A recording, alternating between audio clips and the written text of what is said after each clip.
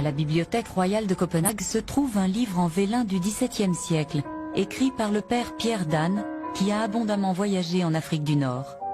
Il y décrit les cachots et les bagnes d'Alger. Il dresse la liste des esclaves français qui attendaient une rançon, des marins de la France entière. Lorsque le montant de la rançon est réuni, le nom du captif doit être ajouté à la liste des esclaves qui peuvent être libérés. Les listes comportaient des descriptions individuelles. Elles étaient vérifiées à Alger. Dans toute l'Europe, on trouve dans les archives des registres et des lettres qui décrivent les tâches dévolues aux esclaves.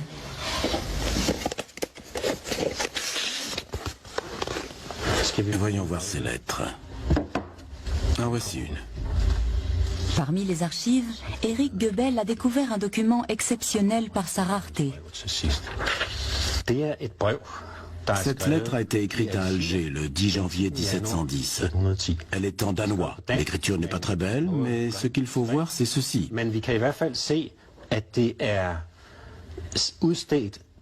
Cette lettre est pour mon père, Jens Hansen, capitaine à Rønne, sur l'île de Bornholm.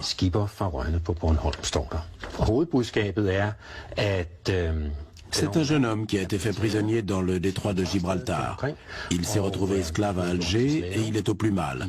Il demande à sa famille d'envoyer de l'argent pour racheter sa liberté. Il a estimé le nombre des esclaves blancs à 25 000 à l'époque à Alger. Notre estimation pour la période qui va de 1540 à 1650 est qu'à peu près 600 000 esclaves sont passés par Alger. Les archives royales danoises ont conservé plusieurs documents liés à ces accords. Voici un sauf-conduit algérien. Nous n'avons que la partie danoise. Comme vous le voyez, il en manque une partie. C'est un document que le capitaine danois emportait avec lui. Ce sauf-conduit date de 1838. On est déjà quasiment à la fin de l'existence de ce système. Le vaisseau concerné est le Magdalene, immatriculé à Copenhague. Il a effectué un voyage depuis la capitale. Son capitaine était Jacob Ebert et il devait emprunter le détroit de Gibraltar.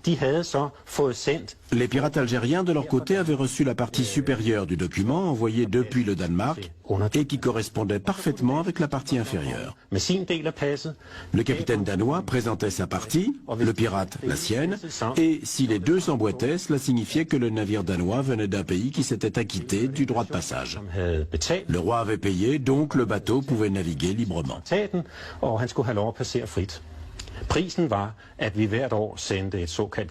Le tribut annuel consistait en une cargaison de poudre et de boulets, de faucons d'Islande, de cornes de narval et d'autres produits du Nord.